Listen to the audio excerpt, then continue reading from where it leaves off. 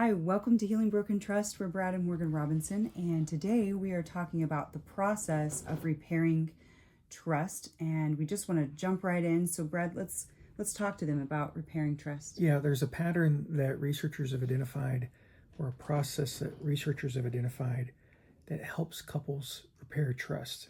And it's a research-based model.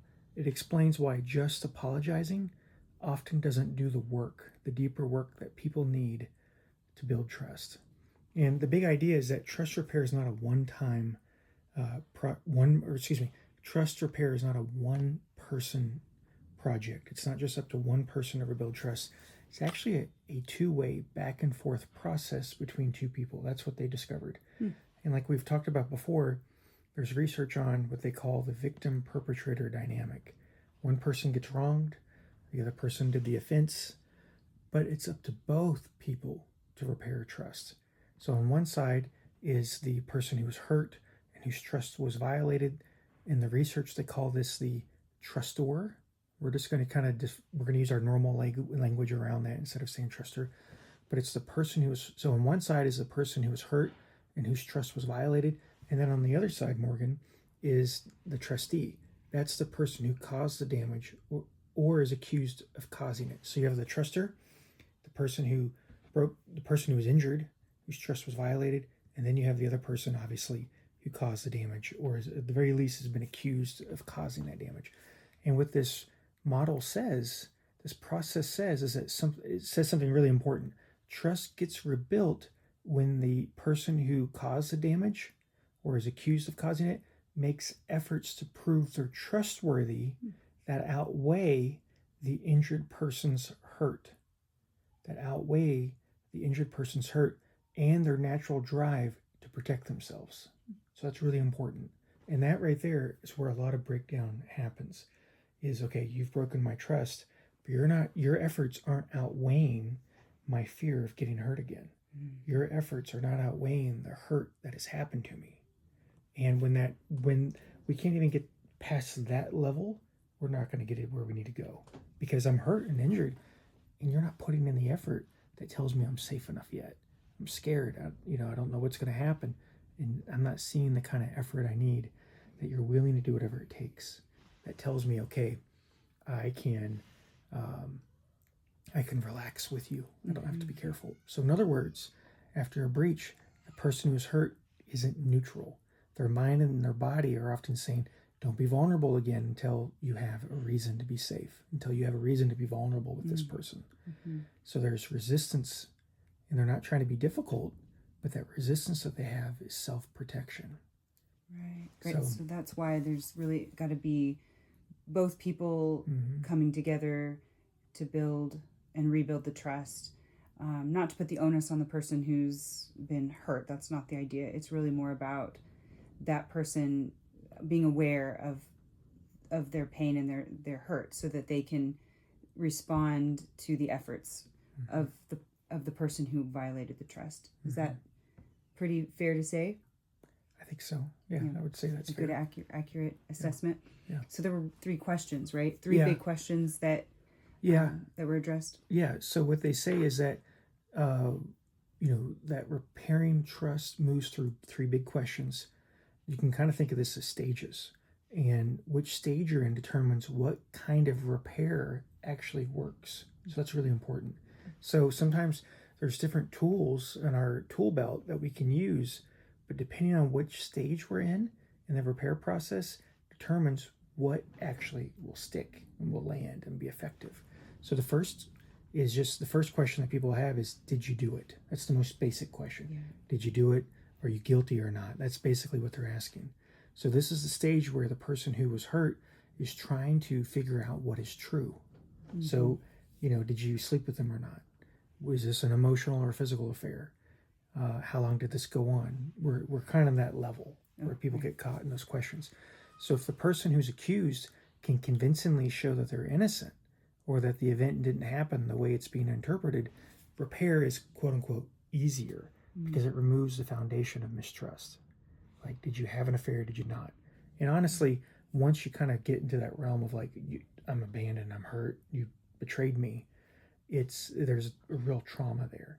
But according to the researchers who are applying this, not necessarily to infidelity, but to all kinds of situations, when, but if it, if it's, it gets easier to repair trust if it didn't happen in the way that it's being interpreted. And that's what people will often think who've been unfaithful is like, okay, if it's only emotional, not physical, then that's got to be easier for us. So they'll minimize the lie. That's where trickle truth comes in, because it's like, okay, I can't be as bad.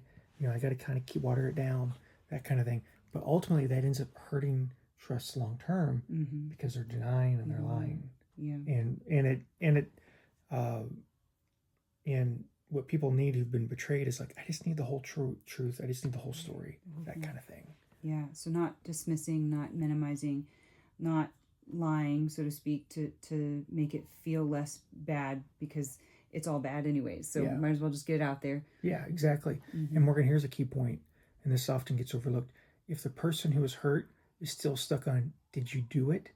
And then if we jump ahead to, I promise I'll change, that kind of promise can fall flat because the person who was hurt is thinking, change from what? We haven't even agreed on what happened. Yeah. Yeah. And it's like, what happened here? You haven't even agreed on the details. And so there's like a second question that people have. Do you want to get into that one? Oh, yeah. So why did it happen? Right. So first you've agreed on the details of what happened. You had a one-night stand. You were unfaithful 5 times or whatever it is.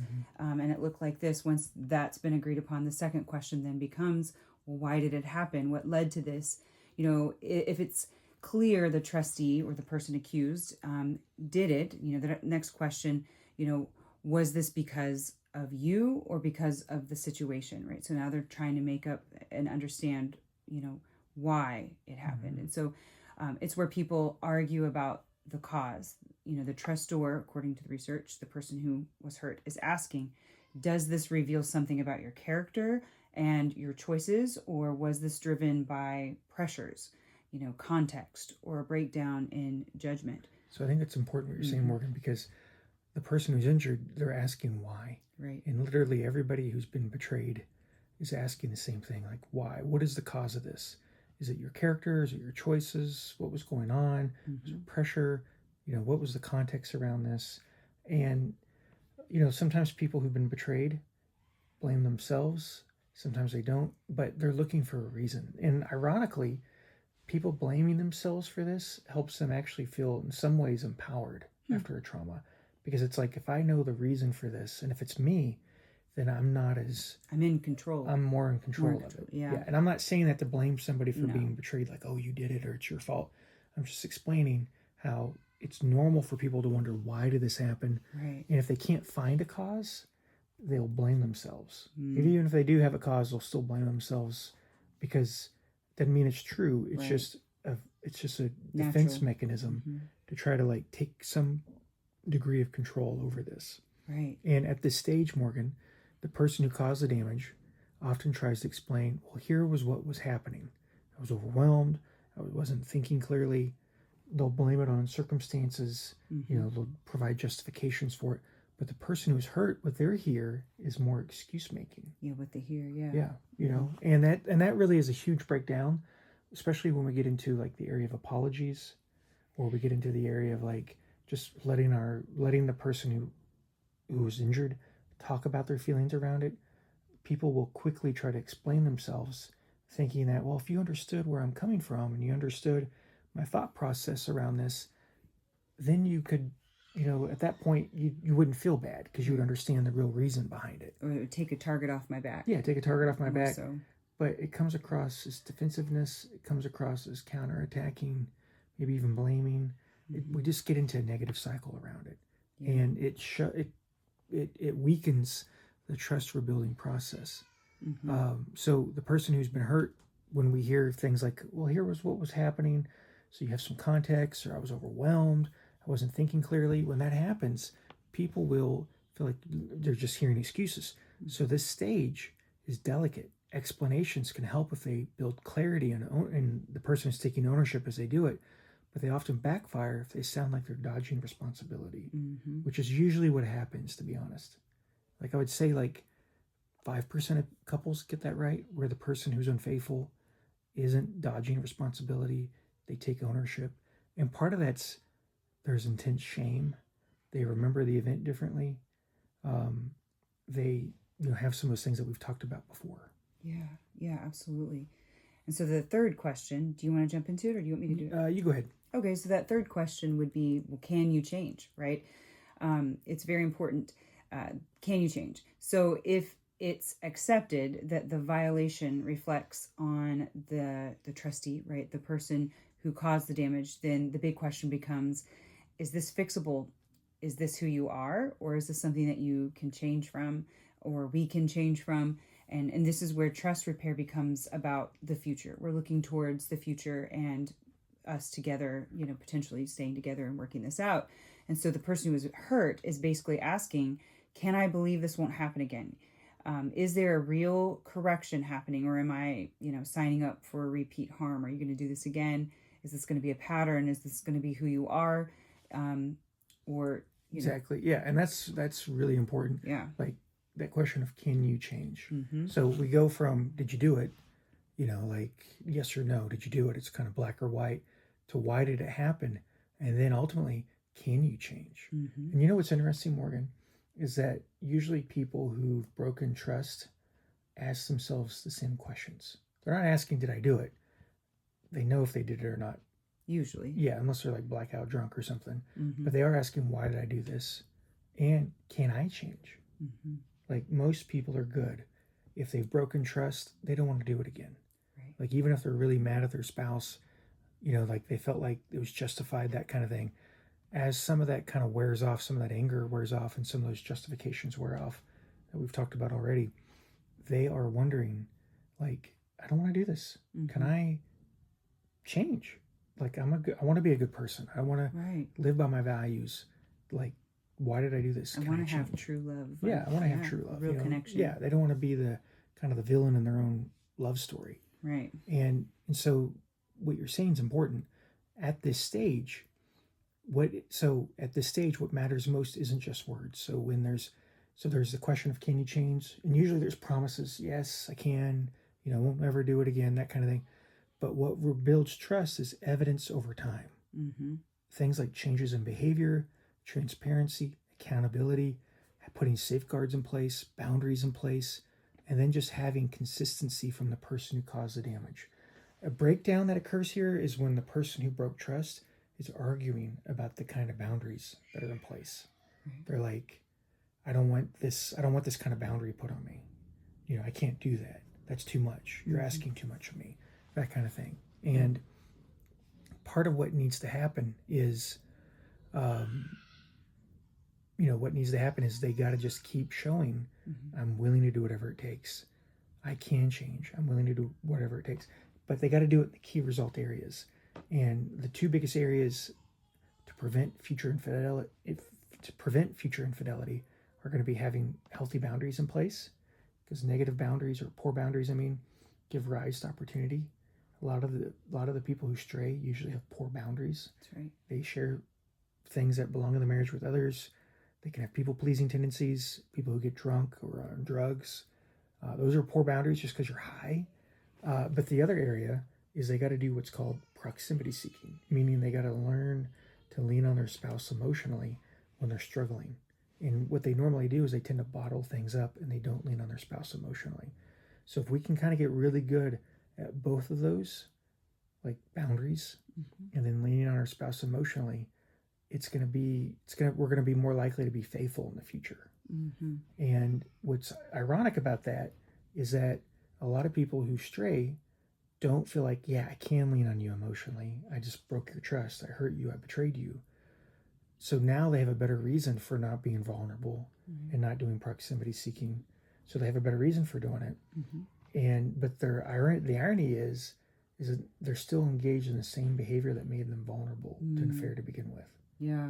And that kind of behavior of like not using my voice, doing proximity seeking, and leaning on my spouse emotionally, what it does is when I don't do that, it creates resentment because things on my end don't get repaired. I'm not having that healthy conflict sometimes that needs to happen. And I wonder if people in that position think to themselves, I can't rely on you emotionally because you're already emotionally so weighted down and heavy and hurting. And for me to come and share how I'm feeling with you is putting more pressure on you than you need right now. But it's the opposite very often. It's very much like it would calm and keep those fears at bay for the person who's hurting, because you're becoming more transparent. You're actually someone that they can trust a little bit more because you are relying on them for your emotional needs. And so it feels kind of like the opposite, but it really isn't. It's truly something that's necessary. Yeah, exactly. Morgan, there are specific reasons why apologizing isn't enough.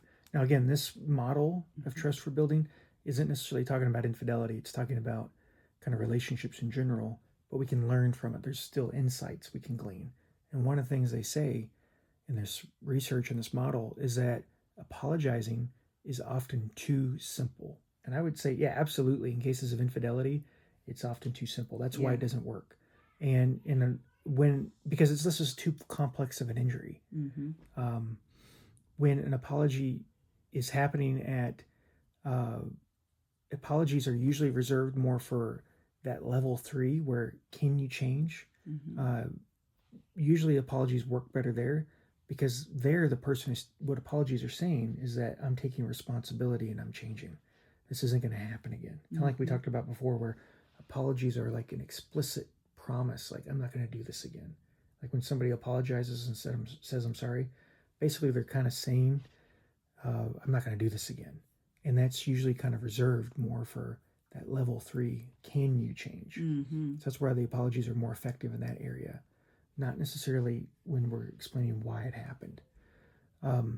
If the person who was hurt is stuck in, did you do this, or why did you do it, and they're trying to figure out what happened or why it happened, then that apology usually won't land, because it doesn't answer that person's real question they're having. It's not, you're not addressing the actual thing they're bringing up. Right. You're trying to talk about something else, not what's really there. So congruency is important. You got to meet them where they are. Yeah, you got to meet them where they're at. In the process, Yeah, that congruency is really important. Now, some betrayals are going to be harder to repair because there's a question of like, is it integrity or just, this is how the researchers define it, is it integrity or competence? So a key insight from this paper is that not all trust violations are equal. Some are mainly about competence. Like, did you make a mistake? You messed up? You weren't capable in that moment? Was it a one-night stand? Were you drunk? Was it, a moment of weakness? Or was it more intentional? Were you coerced? How long did it last? That might be something. Was it a brief affair? Or was it a long affair? Was it just messages? Was it maybe, was it this or was it that? People you're with? Or... Yeah. And so did you make a mistake? You mess up? Were you not capable in that moment? Those are often easier to repair because improvement is easier to believe. Right. And that's important. Yeah. But violations that hit integrity, like honesty, faithfulness, moral character, are harder because negative integrity information tends to weigh heavier and stick longer. So if I get information about somebody or if, married and, okay, you cheated on me, you betrayed me, and I'm getting information that this is about your integrity and your moral character, that's going to weigh harder than like if it's just like a other mess up. Because it speaks to the core of the person and who they are. Yeah. And if that's who you are at the core of you, you're just someone who loves to be unfaithful, or, it's just who you are, then it's going to be a lot harder for someone to believe that you can change or that you want to change, that change is possible. But I would argue that most people are not like that, in the sense of like they don't necessarily want to be unfaithful. I mean, I'm sure there people are out there, but most of the time people do want to have a good, loving relationship. Yeah, exactly. Morgan, one of the other things that they mentioned is that what does not help trust building is mixed messaging. So mixed messages can backfire. So there are certain repair attempts that can make things worse. And when there's mixed messaging, where the person who is accused denies that they did any wrongdoing, but then they apologize for it. Like, no, I didn't do it. I'm sorry you feel like I did. Sometimes that actually makes people feel worse. or because you're apologizing for their feelings. You're saying, I'm sorry you feel that way. I'm sorry that you had that experience. It can say, it really speaks that they're sorry for how you're feeling, that you are responding the way you are, instead of being sorry for their actions or being sorry for the hurt that they caused. Yeah. That's the big reason that mixed messaging, to be very mindful and careful about how you word and approach your apology is important. Yeah. Now, another type of mixed message is somebody who is saying, I'm innocent, I didn't do it. However, if I did do it, this is why I would have done it. Oh. Like, I didn't cheat on you. No, I didn't have an affair. But if I did, I would have done it because, you neglected me and you hurt me and you weren't there and you embarrassed me. But so I have the right to do it, but I didn't do it. Well, that's a very big mixed message. Yeah. And it doesn't fit logically. Like, you're saying you didn't do it, but here's all the reasons you could have done it. Yeah. And you would have been should have. like that. That doesn't make sense. Obviously, suspicions are going to go up for the person who's hurt in that kind of situation. That alone would be a pain. That would be a hurt. Well, another mixed message that's really common is, I care about you. But then when the person who's been injured says, okay, here's what I need to make it better, and then the person who's unfaithful doesn't do anything about it. Like, I need you to, set boundaries. I need you to be honest with me. I need you to let me do blah, blah, blah, to understand where you're at and how you feel. Go to therapy, join Brad Morgan's program, different things like that. But you're saying you're willing to do whatever it takes, but then you're like, nope, I won't do that.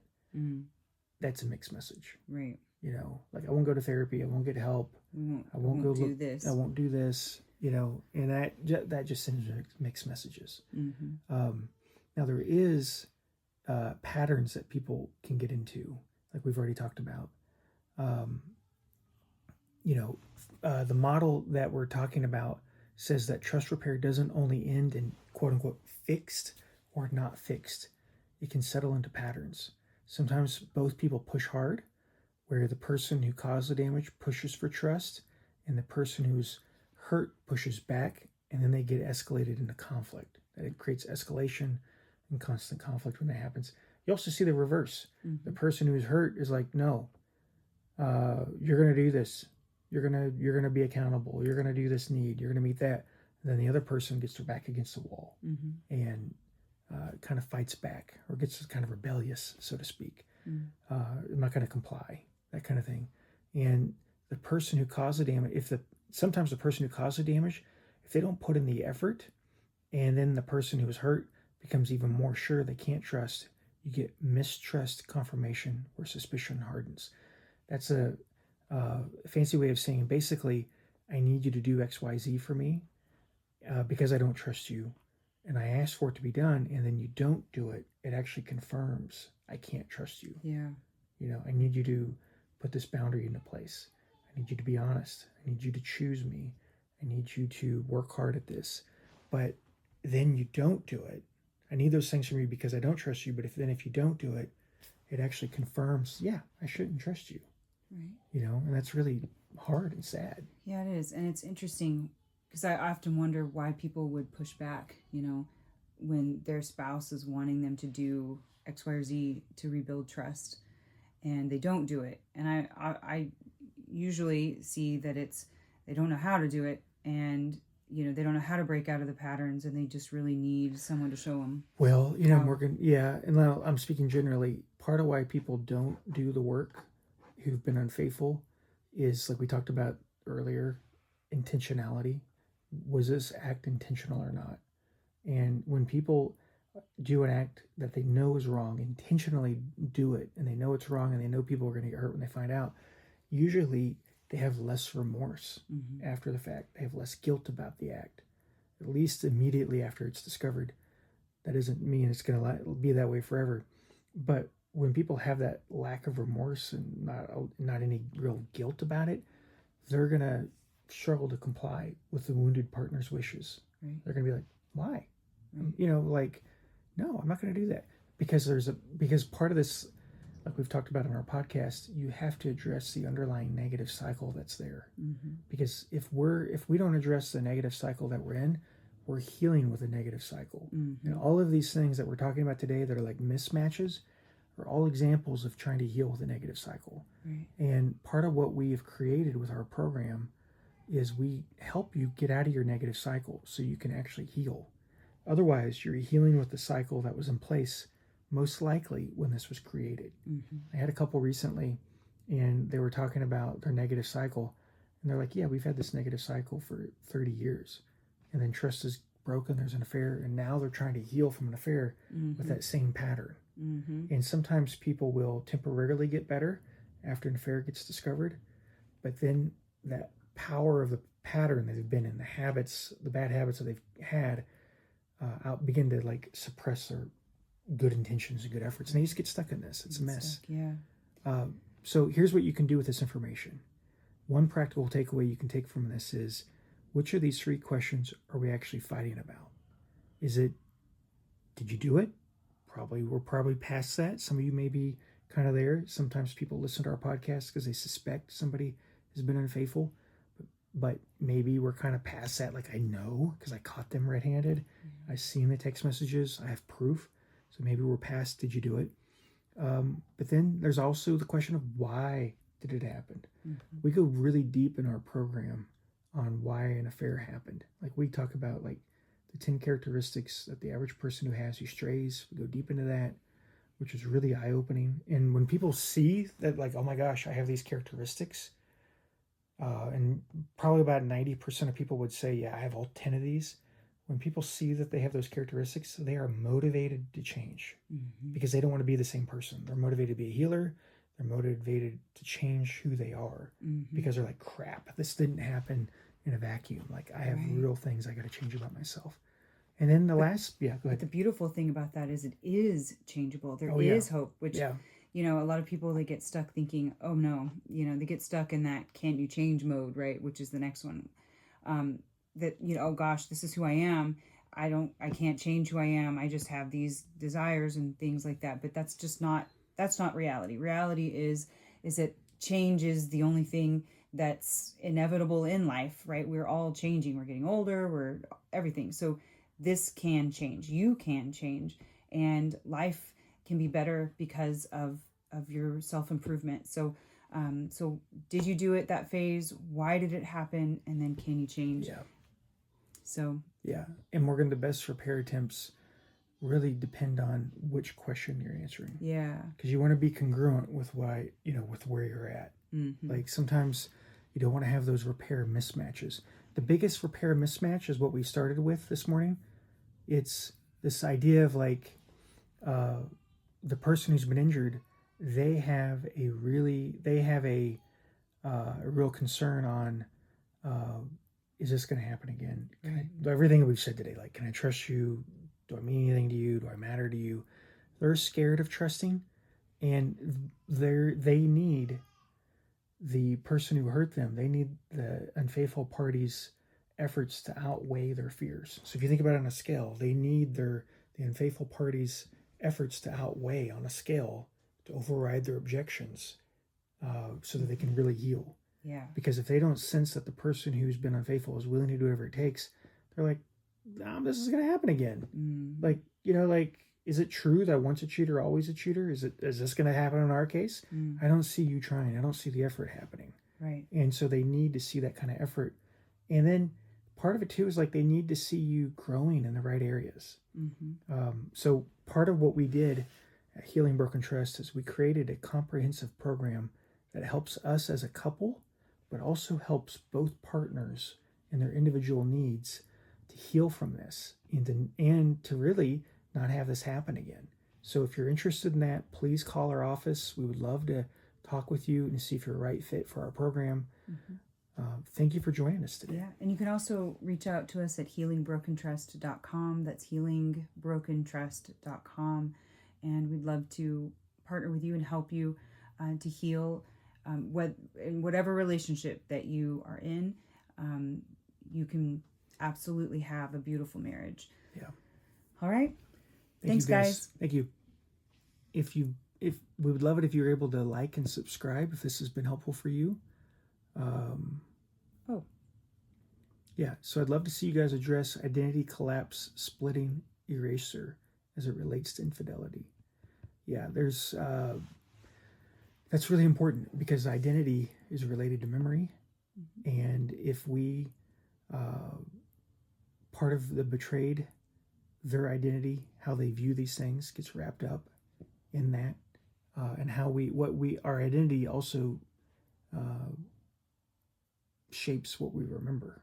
So for people who've been unfaithful, they can have an identity collapse where they don't remember certain things because it's a mismatch to who they say they are, who they believe themselves to be, and that can lead to compartmentalization. So yeah, really good question. Yeah, and yeah, okay, yeah, and I'm trying to think, but any other questions or anything? Any follow-up questions, maybe? We're so glad that you guys have joined us. We look forward to talking with you again next week. If you'd like to be reminded of these lives, definitely like and subscribe, and you can also join our email list when you go to healingbrokentrust.com. If there's not any other questions, we'll call it a day. Yeah. Thank you guys for joining us and listening. Yep. We appreciate you. Thank you. Bye-bye. Bye.